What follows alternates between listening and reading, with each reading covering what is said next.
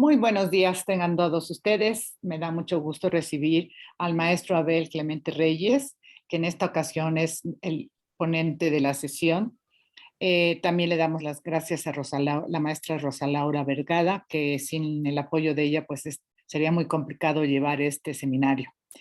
En este caso, estamos en el 17º Seminario de Pensamiento Sistémico y Análisis de Sistemas, y el maestro Abel Clemente Reyes, que tiene una amplia formación y sobre todo me impresiona que es muy activo porque no solamente se mueve en el aspecto profesional, sino también en la de colaboración en diferentes asociaciones y foros de consultoría.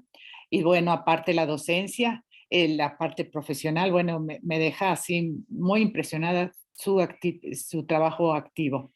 En este caso, él nos va a presentar el trabajo de energía de la biomasa y el biogás en México, y les invitamos a leer con cuidado la semblanza que nos comparte la maestra Rosa Laura, la semblanza completa del doctor, ya es doctorante, Abel Clemente Reyes. Adelante, bienvenido.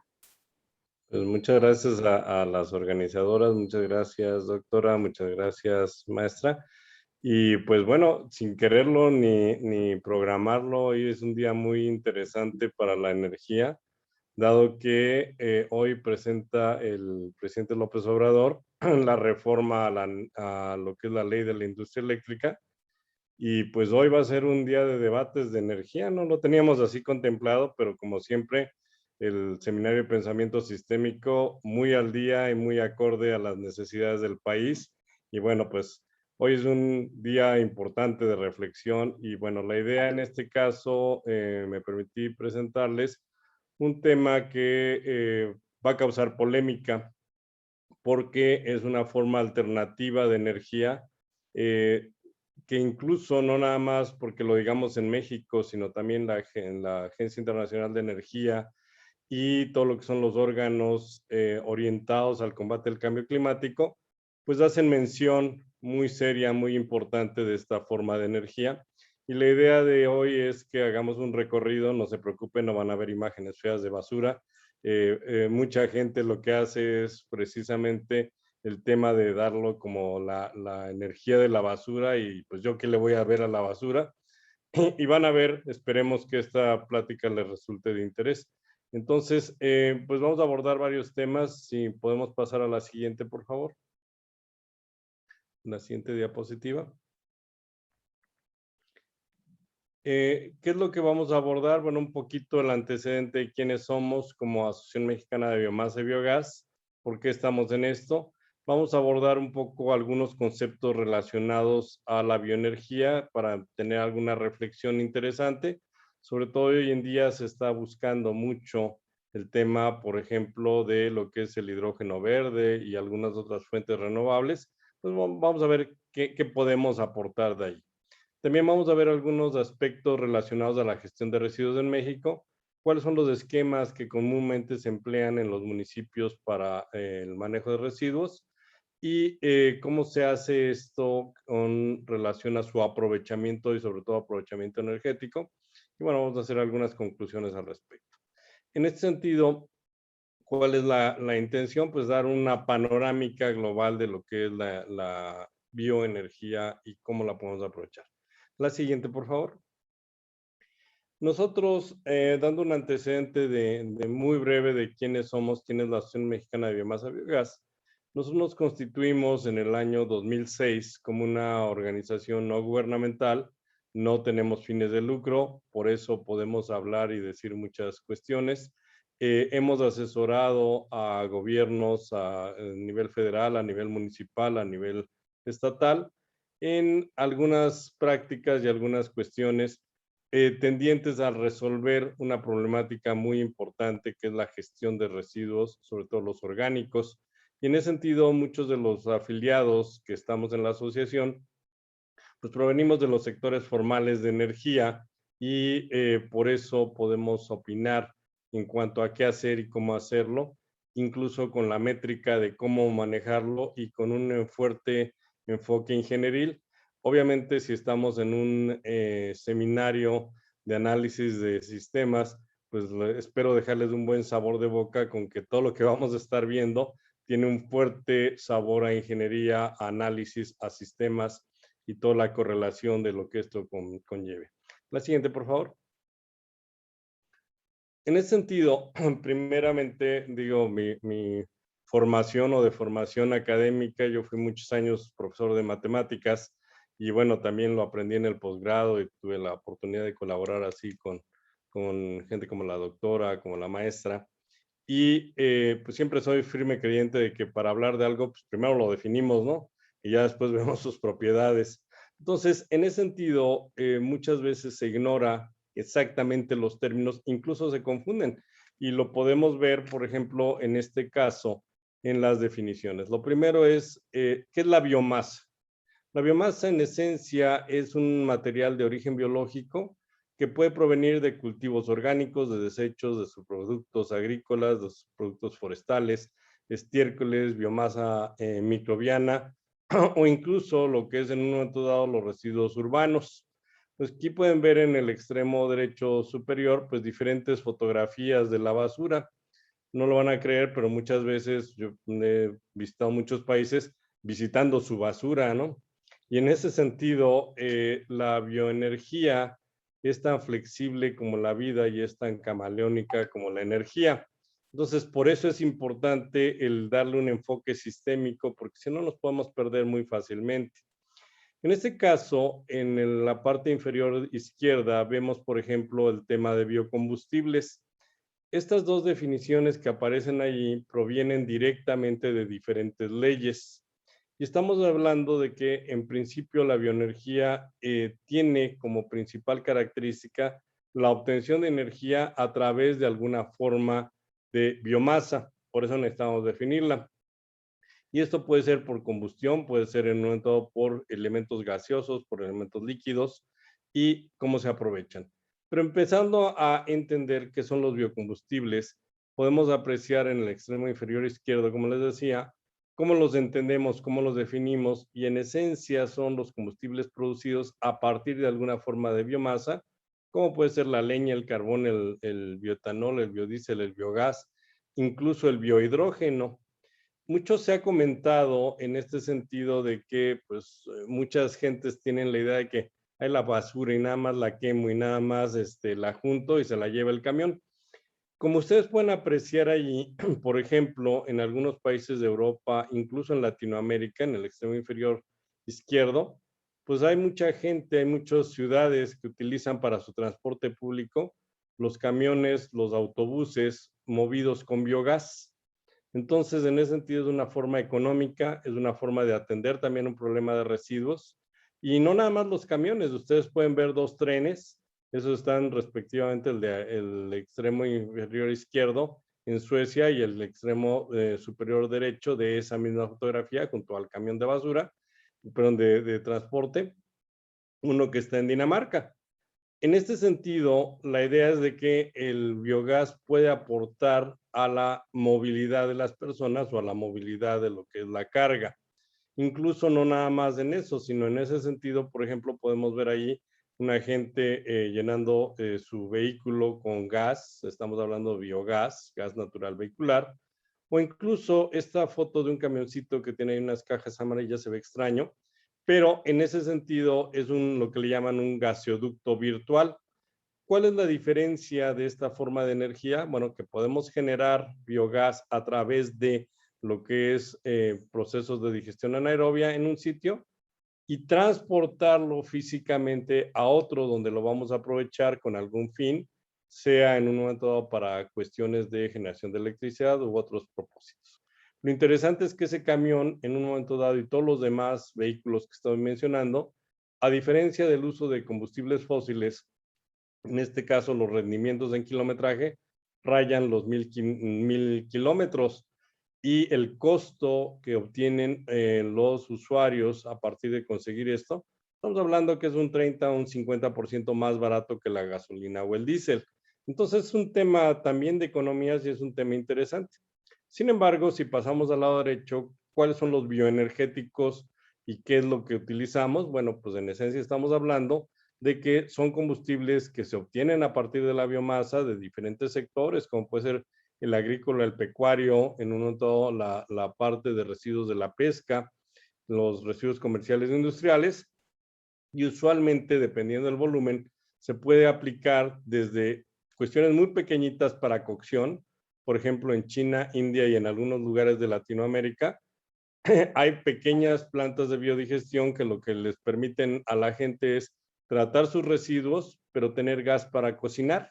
Es un aspecto muy importante porque muchas veces como citadinos estamos acostumbrados a que la energía está en todos lados y eso no es cierto. Entonces, en ese caso, las comunidades vulnerables pueden, a través de la bioenergía, cocinar sus alimentos, tratar sus residuos y limpiar su agua. Entonces, es un aspecto muy importante, tanto social como energético. ¿Cuáles son las aplicaciones que llega a haber también? Bueno, pues tenemos, por ejemplo, el uso de motogeneradores para la obtención de energía eléctrica o lo que son calderas, pues para todos los procesos industriales, y no me voy a distraer en eso, sino simplemente podemos utilizar el biogás como si fuera gas natural. Y en ese aspecto, entonces, podemos resolver varios problemas energéticos a través del procesamiento de los residuos. Eso es lo interesante y eso es lo importante. La siguiente, por favor. En ese sentido, hablando, orientándonos hacia el tema de electricidad, ¿cómo están los temas de generación? ¿Cómo genera la Comisión Federal? Bueno, pues estamos hablando de un sistema de generación convencional en el cual integran algunas fuentes limpias o algunas fuentes convencionales, limpias no renovables, como puede ser, por ejemplo, lo que es la parte nucleoeléctrica, o en su caso, lo que son los ciclos combinados. ¿Qué implica esto? Pues los sistemas de generación tienen que integrar, tienen por obligación, porque se planteó así en los acuerdos de París, pues la integración de lo que es las energías renovables, no nada más las limpias, sino también las renovables. Y generalmente, por ejemplo, aquí les va a sorprender, en el caso particular de CFE, no genera un solo watt con bioenergía de su propiedad, lo hace a través, en un momento dado, de arreglos con terceros, y en un momento dado, máxime lo que está pasando justamente hoy en la mañana, pues no sabemos qué vaya a pasar allí, pero lo importante es que los usuarios de la bioenergía pueden trabajar y generar para ellos mismos. Entonces, eso es un tema interesante, pero más importante aún, en ese sentido viene lo que es la integración de lo que se le denomina la economía circular. ¿Qué implica esto? El hecho de aprovechar un residuo en un momento dado, obtener algún beneficio del manejo de ese residuo y regresarlo a la cadena de valor, regresarlo a la cadena productiva. Por ejemplo, en algunos países en Asia, sobre todo en la zona arábiga, ¿qué es lo que sucede? En muchas ocasiones tienen un pensamiento muy diferente de lo que tenemos en Occidente en términos de medio ambiente. ¿Por qué? Son lugares muy desérticos, no hay agua y no hay energía. Y su pensamiento en ocasiones llega a ser muy simple. Si tengo energía, puedo tener agua, y si tengo agua, puedo tener alimentos. Entonces, en ese sentido, el ataque que se hace a los problemas de gestión de residuos o, en su caso, algunos otros aspectos que ellos manejan en energía, vinculan siempre la atención de lo que es la energía con el agua, con los alimentos. Afortunadamente, en Occidente, ¿qué es lo que tenemos? Bueno, pues el hecho de manejar el tema de bioenergía nos permite, y lo van a ver en un momento más adelante, ese ataque, obtener energía, procesar un residuo de manera ambiental, pero obtener también mejores condiciones para generar alimentos. Entonces, es un tema muy interesante y es un tema muy retador. Pasemos a la siguiente, por favor.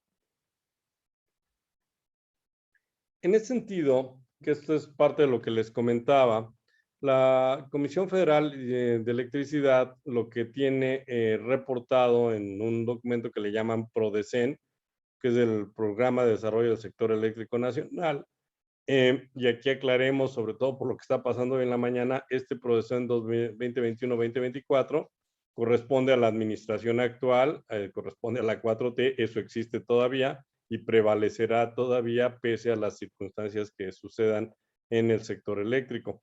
Sin embargo, como ustedes pueden verlo ahí, las fuentes limpias y renovables que ellos manejan son la energía proveniente del sector hidroeléctrico, todo lo que es geotérmico, eólico, solar, fotovoltaico y lo que es la bioenergía, pero la bioenergía, como lo podemos apreciar en este caso, ocupa prácticamente el 1% de la generación de energía limpia y no lo hace la CFE, lo hacen lo que antes eran los proveedores independientes, no sé si mañana sigan llamándose así, pero bueno, las plantas existen y así estarán.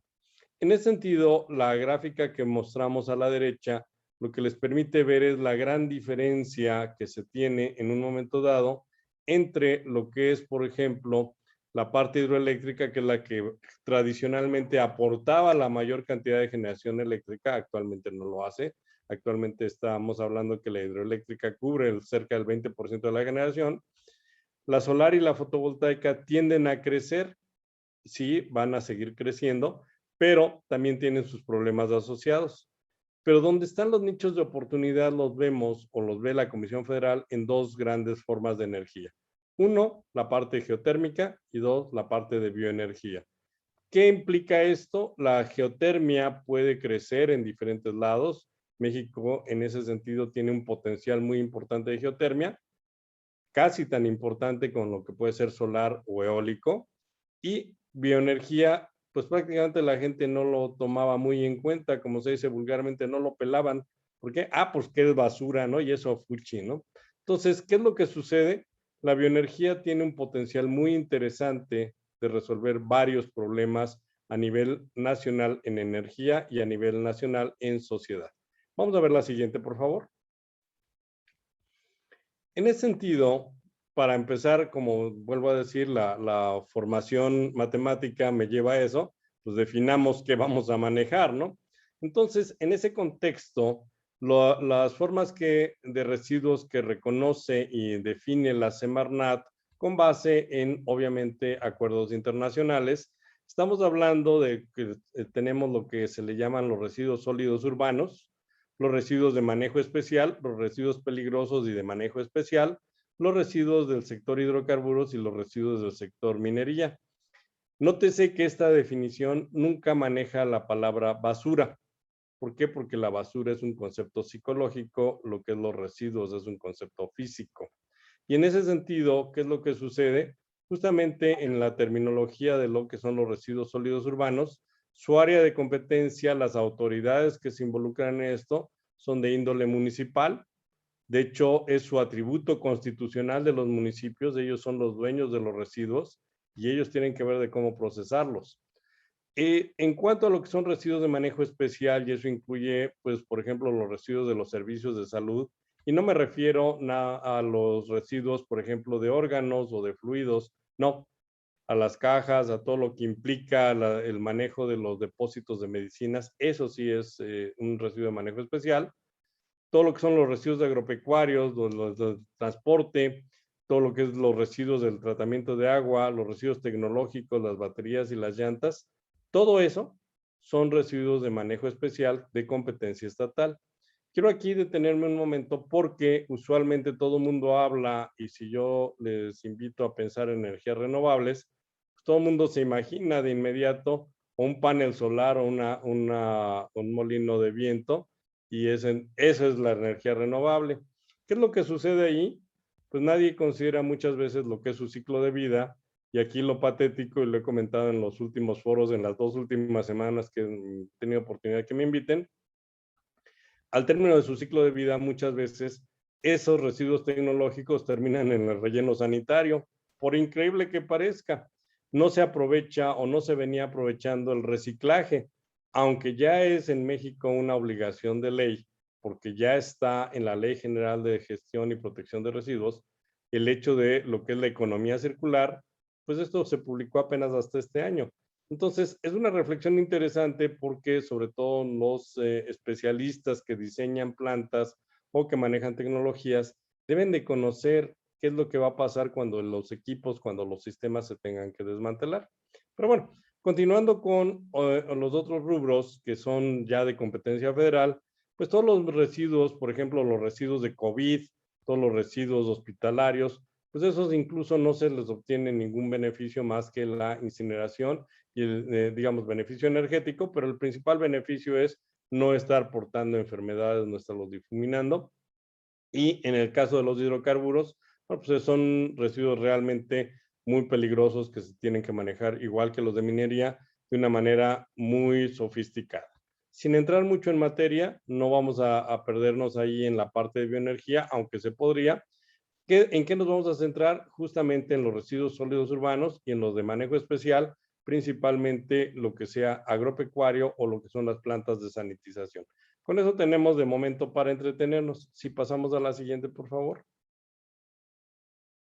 En este sentido, estas dos gráficas lo que nos quieren mostrar es lo siguiente. En una de ellas, en el extremo izquierdo, lo que podemos ver en café es la gráfica del Producto Interno Bruto. Y vemos cómo generalmente, y eso lo escuchamos en todos los noticiarios, se habla del crecimiento económico y el PIB y la inflación y cómo crece la economía. Pues sí, son indicadores muy claros, muy ciertos. Aquí la primera reflexión para los que estamos atendiendo este foro el día de hoy, vean que también hay una par de curvas, pero la que me interesa referir es justamente a la generación de residuos. Entonces, ¿qué es lo que sucede? Si ustedes lo ven así, por dar una expresión matemática, dado que estamos en un foro organizado por matemáticos, bueno, pues el Producto Interno Bruto modula lo que es la generación de residuos. Dicho en términos llanos, tengo más dinero, pues gasto más, compro más y genero más residuos. En ese sentido, vean que la curva de lo que es la generación de residuos va siguiendo a la curva de la actividad económica.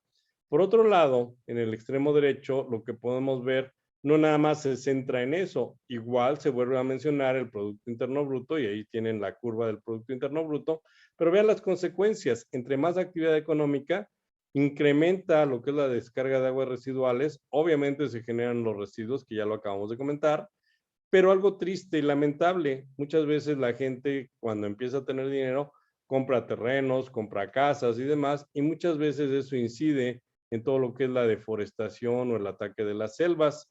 Y obviamente, ¿qué implica esto? Que en ocasiones se tiene un incremento del CO2. Y bueno, es toda una serie de cuestiones que van asociadas a lo que son los residuos. Entonces, deja de ser un problema trivial y vean que esto está incidiendo en muchos factores que nos son cercanos y que a lo mejor no los habíamos reflexionado. La siguiente, por favor. En este contexto, para hablarlo en el sentido de lo que es el manejo de residuos, porque muchas veces pasa que todos pensamos que el mundo es mágico y maravilloso y cuando frente de la casa pasa la persona con su carrito o pasa el camión de la basura, tiro ahí la basura y en ese sentido todo se resuelve y ya me olvide del problema. Y la cosa no es así. En este sentido, ¿qué es lo que sucede cuando generamos residuos de en casa o en las instalaciones, por ejemplo, en los restaurantes o en su caso en la industria, por dar algunos ejemplos? Se habla de lo que se le llama la generación de fuente. Esto hay que hacer el acopio de estos residuos y si estamos incluyendo, por ejemplo, las calles, hay que hacer el barrido y la recolección, el transporte a ciertos sitios y su disposición final.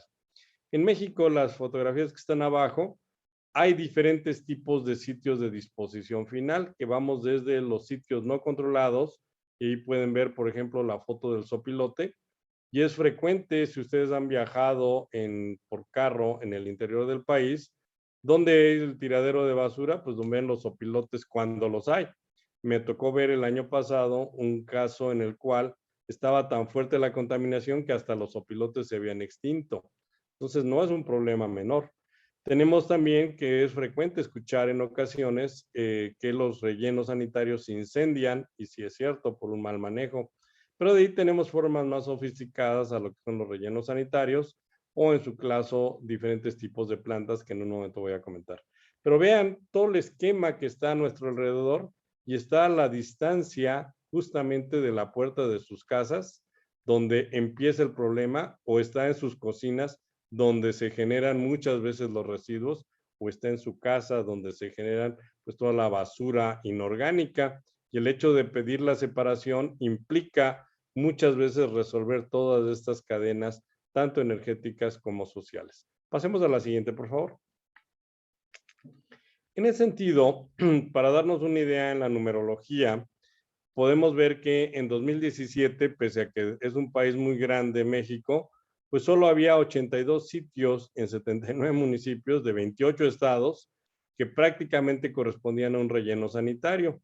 Y en ese sentido, existen 685 sitios en los cuales pues eran prácticamente sitios en los cuales no había control alguno y que no cumplían con ninguna de las normas ambientales o sociales para la gestión de residuos. ¿Qué implica esto? Pues lo pueden ver ahí en las fotografías, los diferentes tipos de sitios, y esto es frecuente verlo en muchos casos. ¿Cuánto nos cuesta en ese sentido? Bueno, pues la recolección en promedio en México, el proceso de recolección y llevarlo hasta un sitio, anda en el orden de 435 pesos la tonelada, pero recibirlo, lo que le llaman el tipping fee o la frontera, cuesta 122 pesos, y aquí lo peor, cuando se cobra. Entonces, en ese sentido, ¿qué es lo que sucede? Es un reto importante y ahorita en una lámina voy a explicar más por qué, pero el mundo de los residuos es un mundo muy complejo. No es una solución fácil ni social ni tecnológica. Sin embargo, hay opciones y si hay sistemas, hay soluciones. Entonces, en ese sentido, vamos a explorar eso un poquito. La siguiente, por favor. Una práctica que es frecuente en muchos lados, sobre todo en municipios pequeños, es en ocasiones quemar la basura, así lo dicen. Es frecuente y seguramente a algunos de ustedes les ha pasado la experiencia de que van en carretera y de repente ven así una humareda y están quemando abiertamente la basura. O en algunas otras ocasiones, ¿qué es lo que sucede? Pues se tiene un incendio de un relleno sanitario y en ocasiones no lo pueden apagar. A mí me tocó escuchar, por ejemplo, el presidente municipal de Cancún hace algunos años, Benito Juárez, decía, oye, ingeniero, es que no lo logramos apagar, van 2000 volteos de tierra y no se logra apagar y pues es obvio, no se va a poder. ¿Por qué? Porque eso conlleva toda una estrategia y es similar a la que sucede con los campos petroleros. Pero vamos a hacer una reflexión en un momento. Si vemos lo que son los compromisos de París, que todo el mundo lo hablamos, en la reducción de emisiones de gases de efecto invernadero, México se comprometió en ese sentido a una reducción del 22% del total de los gases que se emitían en el 2012. Sin embargo, el Acuerdo de París y en este caso los compromisos, las NDCs, los compromisos nacionalmente determinados, para el sector de residuos es más astringente, pide una reducción del 29% de las emisiones. ¿Eso qué conlleva? Por un lado, a lograr la cero quema de residuos a cielo abierto. ¿Por qué? Porque en ese sentido, lo vamos a ver en un instante, se liberan muchos gases tóxicos, no nada más de efecto invernadero, sino altamente tóxicos. Y en ese sentido, ¿cuál es la idea? Pues con la construcción de rellenos sanitarios más adecuados o, en su caso, la construcción de sitios de transferencia para facilitar la logística del transporte de los residuos. En este sentido, ¿cuál es la meta? Alcanzar las cero emisiones hacia el año 2030, que prácticamente, si lo vemos en sentido figurativo, pues es pasado mañana. Estamos terminando 2021 y nos quedan prácticamente 9 años para lograrlo. Y eso implica instalar infraestructura en 157 sitios de disposición final para lograr mitigar en el orden de 14 millones de toneladas de CO2 equivalente. Se escucha y se lee rápido, en la práctica es un reto importante. ¿Por qué? Porque usualmente después de la ley de la gravedad universal y en un momento dado, ahora sí que todas las leyes de la física, la constante universal en los municipios en México es, no tengo dinero, ya hazle como quieras y llévate mi basura, ¿no? Entonces, eso implica grandes retos, hay que calcular, hay que hacer planteamientos que no nada más sean tecnológicos, sino también financieros y sociales para lograr alcanzar estas metas. Mencionaba yo hace un momento qué es lo que pasa cuando se queman los residuos.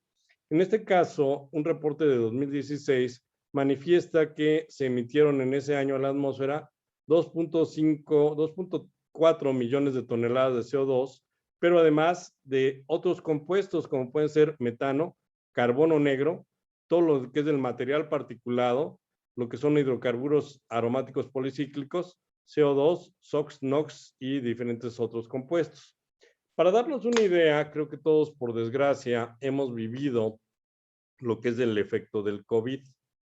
En ese sentido, ¿qué es lo que sucede? Los 3 gases de efecto invernadero más peligrosos sobre el planeta son el CO2, el metano y el carbono negro. El carbono negro es justamente eso que se ve en las fotografías, ese humo y ese material particulado en un momento es altamente nocivo. Entre más pequeño, más grave es porque se va directamente a la atmósfera y ese material particulado, ese carbono negro, incluso llega por su tamaño, pasa todos los filtros de los cuerpos, no nada más del ser humano.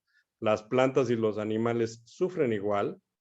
Y en ese sentido, el carbono negro es en un momento dado amigo o jala todo lo que son las grasas. Entonces, ¿qué tiende a hacer esto? Propicia el aumento del peso y propicia los infartos.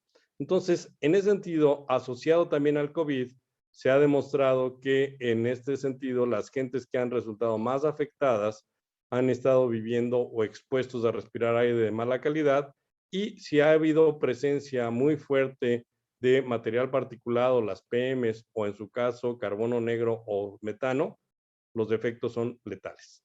Entonces, en ese sentido, el hecho de buscar la limpieza en un momento dado del aire, lo que es la reducción de este tipo de emisiones, literalmente es un acto de supervivencia, no nada más para el ser humano, para los ecosistemas.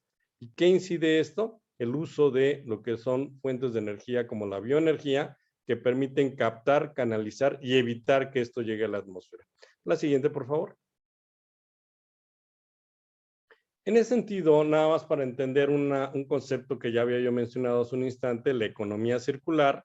Esta se basa, por un lado, en lo que es la generación de residuos, todo lo que son la parte de recolección que pasan a las casas, a las industrias, a donde sea, todo su tratamiento y valorización, tanto orgánico como inorgánico, y en un momento dado la recuperación de los materiales y el aprovechamiento energético.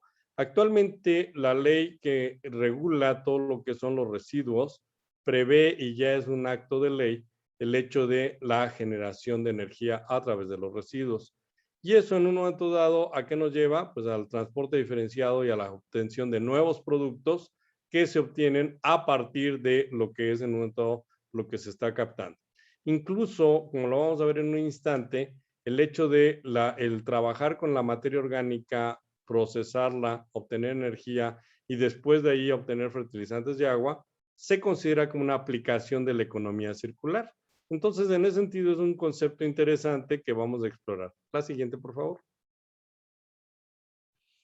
Para darnos una idea del potencial en México, que muchas veces la gente no tiene idea de lo que estamos hablando, y estos no son datos inventados. Luego, sobre todo en el medio de residuos o en el medio de bioenergía, hay mucha gente muy charlatana que dice cosas nada más así al aire porque se sienten creativos y empiezan a inventar, y lo malo no es eso, sino que la gente le cree y no tienen datos. Esta información que viene, pueden ver ustedes aquí, viene directamente de Semarnat. ¿Cuántos residuos se generan en México y de qué tipo son y qué es lo que pasa? Bueno, en México al día se generan en el orden de 120,000 toneladas de residuos. Aproximadamente 1 kilogramo de residuos se genera por cada persona que vive en este país. Es una cantidad importante. De esa cantidad de residuos, aproximadamente el 46% son los residuos orgánicos aprovechables. También quisiera hacer una mención, esos residuos, cuando no se manejan adecuadamente, producen lo que se llaman lixiviados, y es lo que en ocasiones llegamos a oler, incluso los camiones de basura si lo llegan a oler, ese olor feo, fétido, esos son el olor de los lixiviados, son altamente corrosivos y son altamente peligrosos cuando no se manejan adecuadamente. Sin embargo, en ese sentido, eso lo vamos a canalizar en un momento a los comentarios de cómo obtener energía a partir de ellos. En México existen cerca de 16,000, más de 16,000 vehículos para todo el transporte de los residuos. Nada más Ciudad de México tiene 2,000, más de 2,000 vehículos que están las 24 horas trabajando. Y ahorita vamos a ver un ejemplo de eso. En el país existen 127 estaciones de transferencia, 173 centros de acopio, sobre todo para el manejo del lino orgánico, y sitios de disposición final 2.203. Aquí tenemos cerca de 2.500 municipios. Eso implica que no todos los municipios tienen un sitio de disposición final y muchas veces la basura se termina tirando en sitios como esto. Y aquí en esta fotografía, antes de pasar a la siguiente, les quisiera yo hacer un reto, que vean, ubiquen en ese círculo que tienen ahí con una foto de basura, si logran ubicar gente. Y yo les puedo decir, hay 3 personas allí. En ese sentido, nada más para que se den una idea de la montaña de basura, y no es la Ciudad de México, que todavía es peor. Sí. Como ustedes lo podrán ver, por ejemplo, cerca de donde está la línea del camioncito, inmediatamente, inmediatamente ahí hay una persona. Donde está un plástico verde, junto hay una persona. Y en ese sentido, si ustedes van hacia la parte de arriba, donde está casi con el cielo, ahí hay otra persona.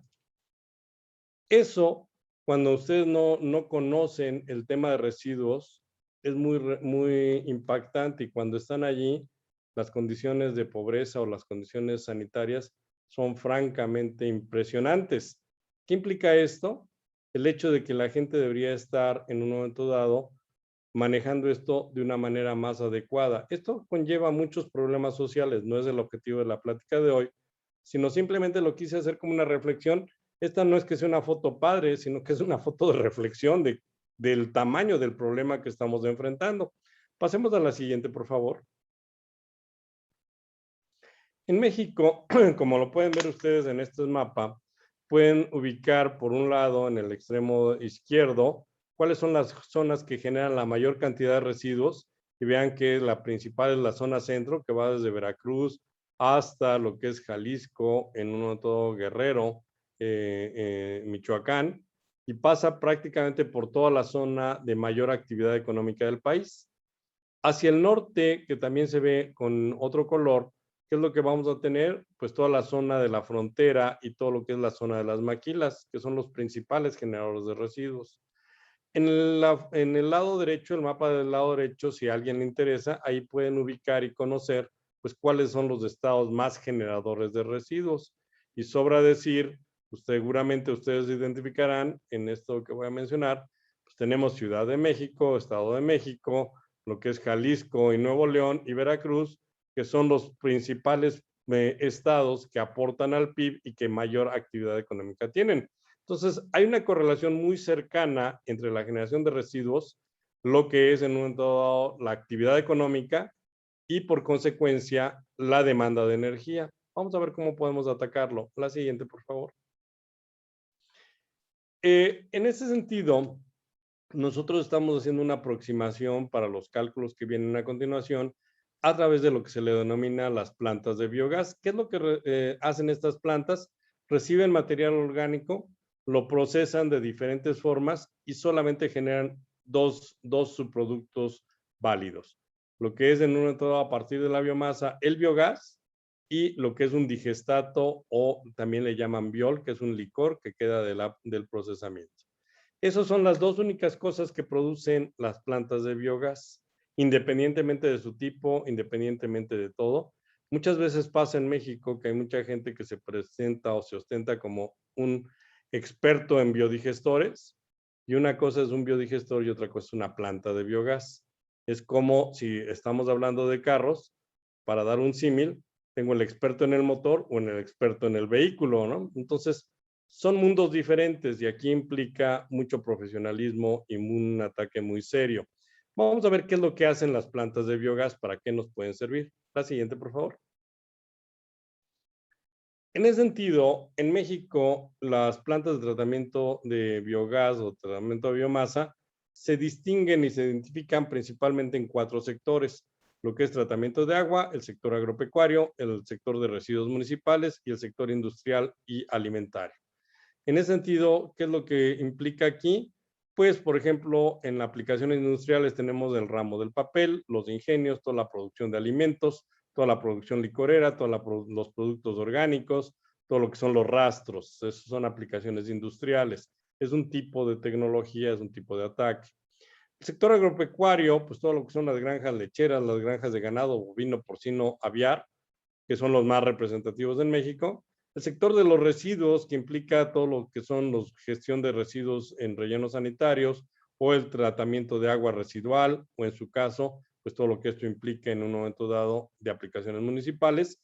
Y en ese sentido, ¿qué es lo que se busca en todos los casos? Obtención del procesamiento del residuo y en un momento dado la obtención de energía. Pasemos a la siguiente. ¿Cuáles son los subproductos que podemos obtener de una planta de biogás? Pues en esencia son de tres tipos. Los subproductos físicos, los subproductos energéticos y los subproductos intangibles. Los subproductos físicos me refiero, por ejemplo, al biol, al digestato o fertilizantes, a lo que es el agua tratada, a lo que son los mejoradores de suelo. Son cosas físicas. Los subproductos energéticos, pues podemos obtener biogás, biometano e incluso hidrógeno, o biocombustibles como gas natural vehicular o gas natural comprimido, que ya lo vimos, se puede utilizar en vehículos o incluso se puede inyectar a las líneas de distribución petrolera. Los combustibles derivados de residuos y energía eléctrica, que es lo que muchas veces la gente conoce nada más como energía. ¿Cuáles son los subproductos intangibles? Pues toda la gestión de los residuos, todo lo que implica el tratamiento amigable al ambiente y el tratamiento amigable a la sociedad. Entonces, son diferentes aspectos que en un momento dado centran lo que es la recuperación de la inversión en este tipo de plantas. La siguiente, por favor. Aquí voy a ser muy breve para no ser demasiado técnico. En cuanto a tipos de biodigestión, se pueden manejar en esencia por el tipo de agua, si manejan o no, que puede ser en una biodigestión seca o húmeda, por la temperatura de operación, por la forma de construcción o, en su caso, por la forma de operarlo. En este sentido, si buscamos todos los métodos para obtener igual energía eléctrica o térmica, biofertilizantes y biocombustibles, pues se puede hablar de cerca de 168 tipos diferentes de plantas. Entonces, se los puedo asegurar, no hay un experto que conozca todas, ni los alemanes, ni menos de este servidor. ¿Qué es lo que hacemos? Estudiamos ingenierilmente las aplicaciones y vemos con todo esto qué es lo que es más adecuado para resolver una situación, una aplicación en particular. La siguiente, por favor. Para darnos una idea, en ese sentido, cada materia orgánica tiene diferentes aportes de generación de energía, diferentes aportes de generación de biogás. No voy a entrar mucho en detalle, nada más haré una primera reflexión. Si ustedes han visto o conocen aquí en Ciudad de México, pues desde los famosos puestos de tacos que están afuera de las estaciones del metro, seguramente se habrán dado cuenta que los tacos son muy ricos, pero que generalmente el piso está grasiento y además en ocasiones maloliente. Eso que están viendo son lo que aquí se maneja como grasas rancias, y si ustedes ven la barra inferior, la más abajo, dice grasas rancias. Una tonelada de esas grasas genera en el orden de 900 metros cúbicos de biogás. ¿Por qué lo traigo a colación? Porque eso que se huele justamente es biogás. Y en ese sentido viene de la industria alimentaria, o en lo mismo pasa en las trampas de grasas, o en su caso de residuos incluso del McDonald's. ¿Qué es lo que sucede aquí? Por ejemplo, las plantas de lodos generan en orden de 400 metros cúbicos cada tonelada de lodos que vienen de las plantas de tratamiento de agua, o los de estiércoles que van desde el orden de 30 toneladas. Si lo vemos de esto energéticamente, pues eso es un potencial interesante. Pasemos a la siguiente, por favor. Para empezar a entender un poco las equivalencias, cada metro cúbico de biogás nos puede equivaler a 1.8 kilowatts eléctricos por metro cúbico, o en su caso equivale a lo que es el gas natural en las diferentes combinaciones que ahí están, o a las gasolinas o a diferentes tipos de combustibles. ¿Para qué nos pueden servir el biogás? Pues para aspectos de movilidad con vehículos que utilicen gas natural vehicular, o si generamos electricidad, pues todo el aspecto de electromovilidad, los vehículos de carga, o en su caso el dotar de agua de riego o agua de reuso, y todos los biofertilizantes. Para eso nos sirve. Vamos a la siguiente, por favor. Estamos un poquito colgados de tiempo. En este sentido, ¿qué es lo que podemos ver aquí? Ustedes pueden apreciar los esquemas de generación de biogás en diferentes formas, y en un momento dado en un relleno sanitario se tardan muchos años, en tanto que en una planta de biogás se tarda muy poco tiempo, estamos hablando de días de la generación de biogás, y son esquemas de biogás diferentes. Pasemos a la siguiente, por favor. Si ubicamos potencialmente todos los residuos que se manejan en México, pensando, por ejemplo, la fracción orgánica de residuos sólidos urbanos, que al año se generan en el orden de 20 millones de toneladas, de biomasa residual agropecuaria, que son 52 millones, de la biomasa residual ganadera, que son 34 millones, y de lo que queda de las plantas biológicas de tratamiento de agua, que son otros 32 millones, en total nos da un orden de 140 millones de toneladas al año de residuos. Si yo lo quisiera ver como electricidad, ese potencial de esos residuos equivale prácticamente a poder generar en el orden de 931 gigawatts de electricidad. ¿Qué quiere decir eso? Son 931,000 megawatts de electricidad. ¿Qué implica esto? Pues puedo generar en el orden de 5.7 millones de gigawatts hora al año. Entonces, todos esos residuos implican una gran cantidad de energía. Por eso comentaba yo que la bioenergía en un momento dado es muy camaleónica como la vida y es tan versátil como la energía. Pues aquí ya lo estamos viendo con números. Pasemos a la siguiente, por favor. En ese contexto, para ubicarnos en un momento dado en las aportaciones de energía que se pueden obtener, bueno, aquí podemos ver, por ejemplo, en tarifado o modelado a través de toneladas al día de residuos orgánicos, y quise mostrarles aquí qué es lo que pasa con aplicaciones desde 10 toneladas hasta 800 toneladas, para hablar el mismo idioma, qué es lo que sucede. 10 toneladas al día son 10,000 kilogramos, son cerca de 20,000 personas que están generando residuos. 800 toneladas son en el orden de 1,600 toneladas al día, son cerca de 160,000 personas, que es lo que están generando residuos. Vamos a ver qué es lo que podemos obtener con ellos. Hablando de biocombustibles, podemos obtener biogás, por ejemplo, desde 816 hasta 65,000 metros cúbicos al día. Ahorita vamos a ver cómo se interpreta eso. ¿Qué electricidad puedo obtener allí? Bueno, pues en el primero de los casos, con 10 toneladas, en el orden de 584 megawatts eléctricos hora al año. Y en el caso de lo que son 800, cerca de 46,000 megawatts hora al año. Para hacer una reflexión que tenga métrica, una persona, una casa de 4 personas, gasta más o menos 1 kilowatt eléctrico hora al día. Entonces vean la cantidad de energía y la cantidad de casas que esto puede suceder. ¿Qué pasa en los fertilizantes? Bueno, puedo obtener 17 a 1,336 toneladas de fertilizantes. Y lo importante muchas veces es el espacio, qué área ocupamos. Los parques solares, los parques eólicos son muy demandantes en espacio. Vean que aquí estamos hablando prácticamente de 0.8 hectáreas a prácticamente 7 hectáreas. Entonces, ¿qué es lo que sucede? Son áreas muy pequeñas con un potencial energético enorme. La siguiente, por favor. Estas curvas que vamos a estar viendo aquí nos representan parte de lo que he mencionado antes y nos da una idea, por ejemplo, en el caso de la primera que vemos en el extremo izquierdo, si estamos hablando en diferentes tonelajes de los 10 a los 800 que manejamos, ¿cuánto gas puedo obtener para usos vehiculares? Vamos a tomar un extremo para irnos rápido. Por ejemplo, con 800 toneladas puedo obtener 9,597 metros cúbicos de biogás. Y van ustedes a decir, pues está padre, ¿no? Pero pues, ¿y eso qué quiere decir? Bueno, si tengo 9,597, eso me da suficiente combustible para mover en el orden de 96 camiones al día, sin que nos cueste un peso lo que es el comprar diésel o gasolina. Entonces, es una cantidad importante. ¿Qué es lo que sucede cuando hablamos de electricidad? Si, por ejemplo, con ese mismo tonelaje obtenemos esa cantidad de electricidad que ahí se muestra, que ya la mencioné antes, nos pasemos a la siguiente, por favor.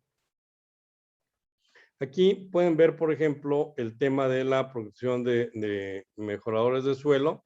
Es una cantidad importante. Si estamos hablando, por ejemplo, vamos a tomar ahora un caso medio, una planta que procese 30 toneladas al día de residuos orgánicos, nos da en el orden de 50 toneladas de fertilizantes o mejoradores de suelo líquidos, Si consideramos que una tonelada nos puede rendir aproximadamente 10 hectáreas, vean que en este sentido, ¿qué es lo que sucede?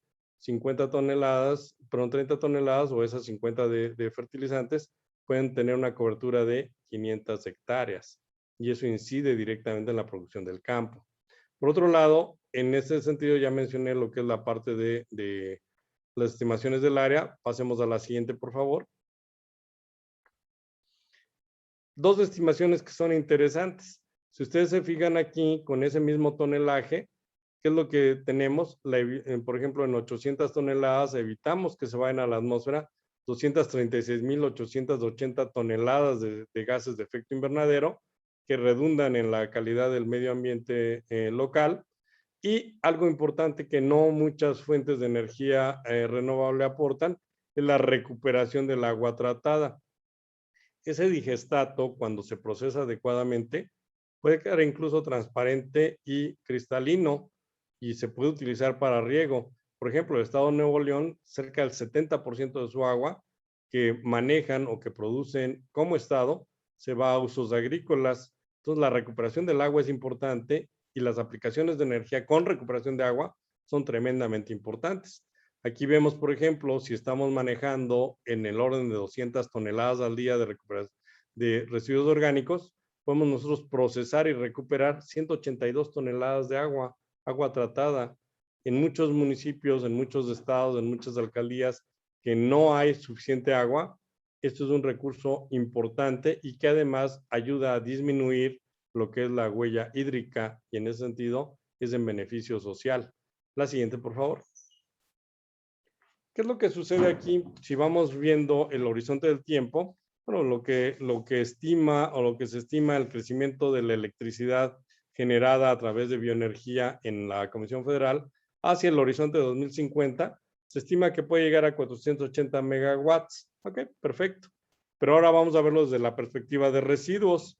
Si nosotros vemos cómo va a ir creciendo la cantidad de residuos en el horizonte del tiempo, ¿qué implica esto? Que en un momento dado, si hoy se generan 120,000 toneladas, hacia el 2050 se van a generar en el orden de 143,000 toneladas.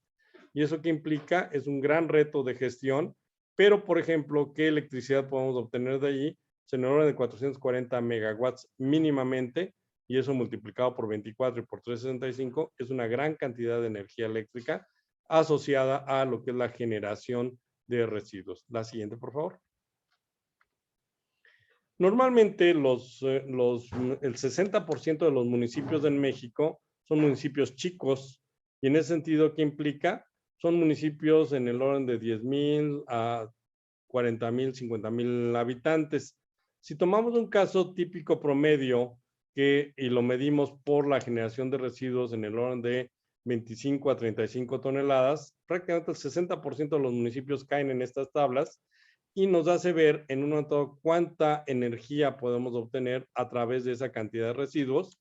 Y como podemos ver en la gráfica que está del lado izquierdo, un municipio que puede generar en el orden de 25 toneladas, pues va a poder obtener electricidad en el orden de 1,712 megawatts eléctricos al año. Esto es importante porque muchas veces los municipios, y lo digo con toda la franqueza del caso, apagan las plantas de energía, perdón, las plantas de agua porque no le pagan a la Comisión Federal o en su caso no tienen para pagar la energía de los edificios municipales. Esta aportación de la bioenergía, aparte del beneficio social, le permite al municipio tener ahorros, tener lugares en los cuales genere su propia energía y no depender ni de subsidios ni de otro tipo de cuestiones. Si esto lo proyectamos en el horizonte del tiempo con lo que es el modelo de crecimiento poblacional mexicano, vemos que se puede prevalecer más o menos y las plantas que estamos hablando tienen un horizonte de 25 o 30 años de vida útil. Entonces, esto como especialistas nos permite diseñar sistemas que cumplan su vida útil y que además estén en los rangos de operación. La siguiente, por favor. Muchas veces se pregunta y se cuestiona fuertemente, oye, pero ¿por qué inviertes en basura? O al revés, oye, yo no voy a invertir en basura, pues tú te vas a hacer millonario con esto. No, no es cierto, ni una ni otra. Es importante analizar los costos y esta es una información de IRENA que les permite entender en un momento dado, pues por un lado, ¿cuánto es el costo promedio total de la instalación por megawatt o por tonelada? ¿Cuál es el factor de capacidad? ¿Qué quiere decir eso? ¿Qué tanto puedo obtener energía a partir de allí? Y se maneja algo que la gente de energía manejamos mucho, que es el costo nivelado, que es la forma de relacionar todos nuestros costos de operación, inversión y demás a la energía que estamos produciendo. Entonces, estas estadísticas que nos da la IRENA, pues hacen ver que la bioenergía es muy compatible y muy, en este caso, en el orden de magnitud de lo que manejan otras formas de energía, como solar eólico, y en ese sentido, entonces, es una alternativa que pueden tener los municipios dual. Pueden obtener energía y pueden obtener otros productos de valor, como lo que es el agua y los fertilizantes. La siguiente, por favor. En ese sentido, ¿cuáles son los escenarios? ¿Hacia dónde vamos? Bueno, pues si no, CFE no sigue como se ve hoy en la mañana, tomando en cuenta la energía, bueno, pues hacer un escenario tendencial en el cual pues prácticamente se van a tener sus 408 megawatts y punto. ¿Cuál es lo importante? Las ciudades de la industria del futuro demandan energía, la industria 4.0, lo que son ciudades sustentables, incluso lo que es en un momento la mitigación de la pobreza energética y alimentaria, implica la energía. Y en ese sentido, podemos tener diferentes escenarios de penetración de las renovables, en este caso de la bioenergía, que puede ser moderada o alta en el entorno industrial, moderada a alta también en la escala municipal, fundamentalmente orientada a los municipios que maneja el país, y en escala rural, por lo menos del 15% de los municipios más pobres del país podrían resolver sus necesidades energéticas y de agua a través de la bioenergía. La siguiente, por favor. En esencia, este es un ejemplo nada más de aplicación. Este es para la Ciudad de México, para quedarnos con un buen sabor de boca y una métrica. No quiere decir que lo hayan implementado, es lo que se propuso. La Ciudad de México genera en el orden de 12,000 toneladas, prácticamente 13,000 toneladas al día de residuos. Tiene una flota vehicular de cerca de 2,500 vehículos. Trabajan las 24 horas en 2 estaciones, 2 plantas de selección y demás. Y en ese sentido también se manejan lo que son aceites comestibles, todos los aceites de taquerías, por decirlo claramente, ¿no? ¿Qué es lo que podríamos obtener con esa cantidad de residuo orgánico? La siguiente, por favor. Si ustedes se fijan aquí con ese procesamiento mediante plantas de biogás, nos implicaría que en un momento podríamos obtener electricidad en el orden de 12,850 kilowatts, fertilizantes en el orden de 4,246 toneladas al día y emisiones evitadas 573,000. Como buen ingeniero te van a decir, sí, los números están padres, pero ¿eso qué me quiere decir? Bueno, pues podría yo con esa cantidad de biogás obtener prácticamente el combustible del 33% de lo que es la flota vehicular, y en ese sentido electricidad o energía eléctrica para cerca de 25,000 casas o para 5 millones de luminarios, y en ese sentido evitaría enviar a la atmósfera pues una cantidad importante, 77% menor de lo que se hace actualmente, y se los puedo decir como chilango. Cada vez que hay contingencia y que no podemos circular o no podemos movernos por mala calidad del aire, estaríamos haciendo una acción de mitigación del cambio climático y calidad del aire al procesar adecuadamente nuestros residuos. La siguiente, por favor.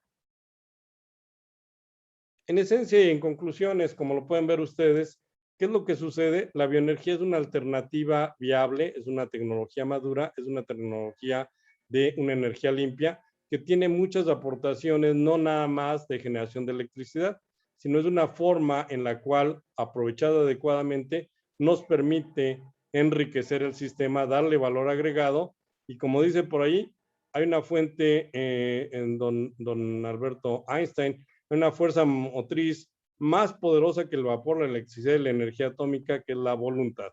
Si existe la voluntad, existe la posibilidad de hacer esto, y obviamente con profesionales como los que están atendiendo este seminario, tienen las herramientas y tenemos todas las herramientas analíticas para poder plantear casos de éxito, resolverlos y cambiar nuestro país. Muchas gracias.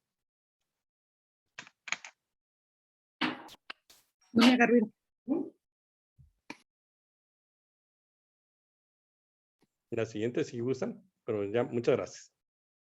Muchas gracias, maestro Clemente. Muchas gracias. Mire, es una presentación que mueve a mucho a la reflexión. Aquí, por ejemplo,